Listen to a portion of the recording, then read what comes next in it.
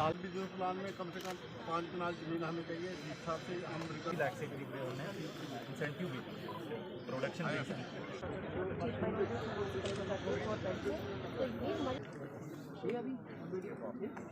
हमने distribution online कर दी, कोई 85% हमने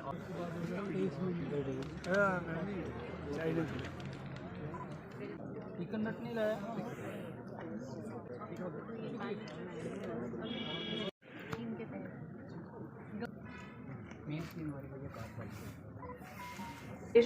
I welcome you and extend my gratitude for sparing some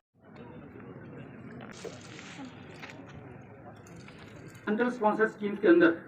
हमारे पास में ब्लैक टॉप अभी तक है 1000। हमारे यहाँ टोटल हेल्थ मल्टीप्लिकेशन मैम 276 हैं, जिसमें डॉक्टर और पेशेंट की रेशो 1:4068 बनती है। एक डॉक्टर के प्रति 4000 के लगभग हमारे पेशेंट आते हैं। सेंक्शन स्ट्रेंथ हमारी 447 रजिस्टर्ड जो है अभी तक, जिसको गोल्डन कार्ड भी रहे थे वहाँ निरीक्षण कर। हमारा जो आइडेंटिफाइड है 1 कानून है हमारा, ये इससे भी आप अंदर थोड़ा सा, क्योंकि ये सेक्टर के अंदर हम कितनी रिक्वायरमेंट है। उसके बाद जो दूसरा Yasmin Kausar wife of Munir Hussain, Neeraj Kumar wife of Arun Kumar, Shivali Sharma wife of Vikas Sharma,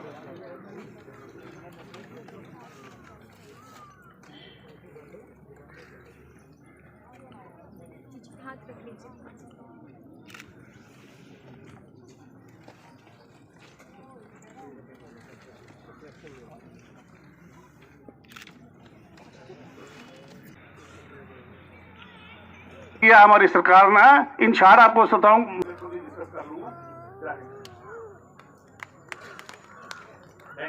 अपना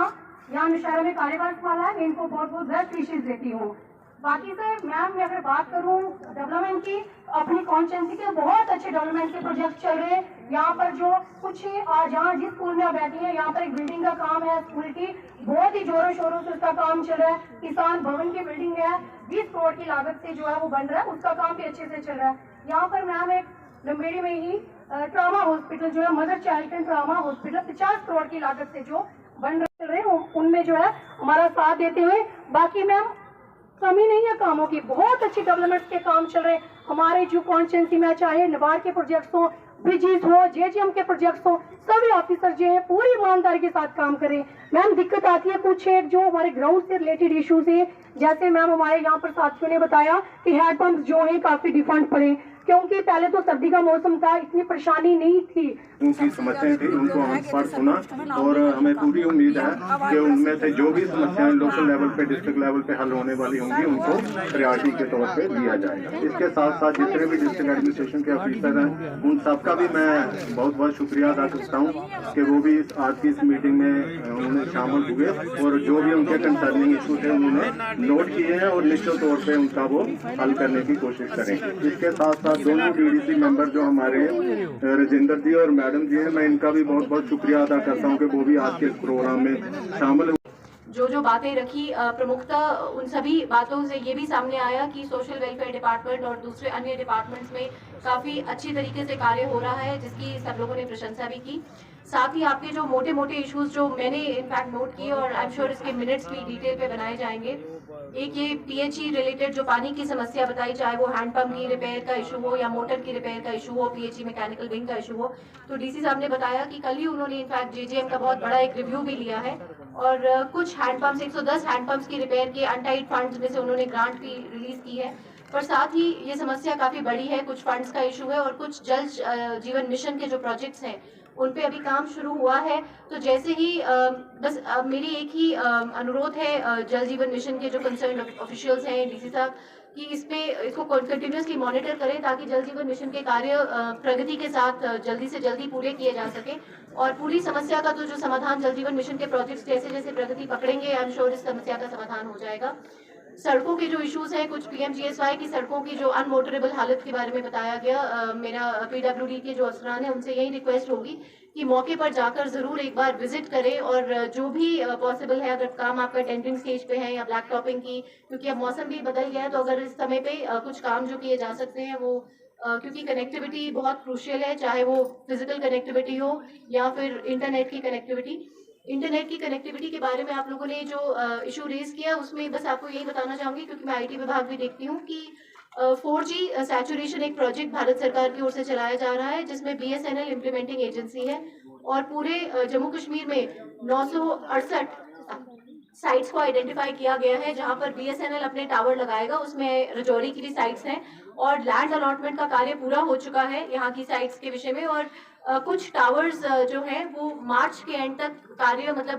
ग्राउंड पे टावर्स लगने शुरू होकर कंप्लीशन की तरफ बढ़ने लग जाएंगे मार्च के एंड तक। तो ये कनेक्टिविटी का जो मुद्दा है, इस पे भी काफी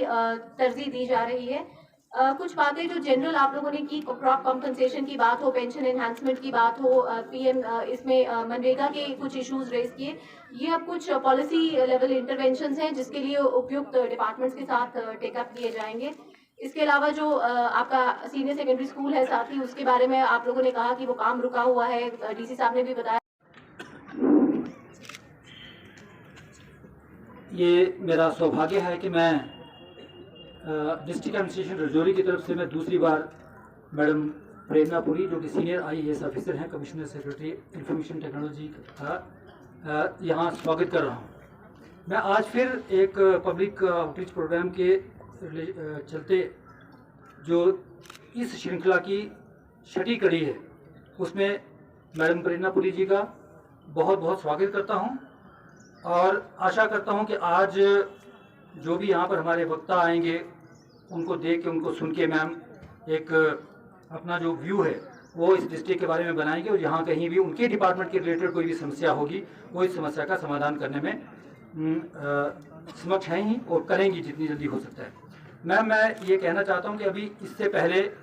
शैलेंद्र सर 2 बार आ चुके हैं, भूपेंद्र सर आ चुके हैं, शालीन काबरा सर, श्री H राजेश प्रसाद सर आ चुके हैं, और जिनके चलते जो पब्लिक दरबार में लोग स्पीकर जितने भी थे, उन्होंने जितने इश्यूज रेज किए थे वो 292 इश्यूज टोटल रेज किए थे, जिसमें से 164 हमने अभी तक डिस्पोज ऑफ कर दिए हैं। 96 अभी इन प्रोग्रेस हैं, वो हमारी डिस्ट्रिक्ट एडमिनिस्ट्रेशन के अंदर हैं, वो हम जितनी जल्दी हो सकता है उसका निपटारा करने की कोशिश करेंगे। इसके अलावा 119 केसेस ऐसे थे, इश्यूज ऐसे थे जिनका निपटारा हमारे पास नहीं, डिविजनल लेवल पे या फिर सेक्रेटेरिएट लेवल पे होना था, जो हमने उनके साथ टेकअप किया है और आशा करते हैं जितनी जल्दी हो सकता है इतनी जल्दी इसका निपटारा हो जाएगा। मैम, ये डिस्ट्रिक्ट रजौरी का मैं जस्ट एक ओवरव्यू देना चाह रहा हूँ कि डिस्ट्रिक्ट रजौरी जो है वो पांचाल देश की राजधानी कहा जाता था किसी टाइम पे, या पांचाल किंगडम का एक हिस्सा हुआ करता था। 1846 में महाराजा गुलाब सिंह के अंदर ये इसका नाम चेंज हुआ, जिसका नाम रखा गया रामपुर। इसके अलावा